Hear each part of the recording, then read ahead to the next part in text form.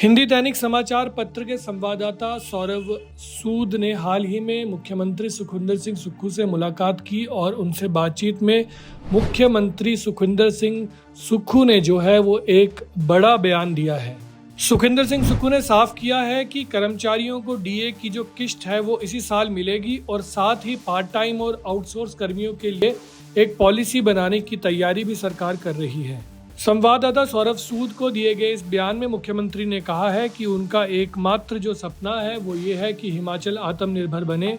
और राज्य को राजनीतिक नफा नुकसान से ऊपर उठकर अपने पैरों पर खड़ा करना जो है वो समय की मांग है। मुख्यमंत्री ने ये माना कि प्रदेश जो है वो इस समय भयंकर आपदा से जूझ रहा है और सरकार को इस समय दोहरी लड़ाई जो है वो लड़नी पड़ रही है। एक तरफ तो राहत कार्य चले हैं, दूसरी तरफ विकास की रफ्तार भी बनी रहे वो भी लड़ाई चली हुई है और एक और तरह की दोहरी लड़ाई है जिसमें सरकार जो है वो जो फाइनेंशियल सोर्सेज हैं वो रिसोर्स मोबिलाइजेशन कैसे करे और करंटली जो लोगों का नुकसान हुआ है उसको कंपनसेट कैसे करे। इस पर जो है दोनों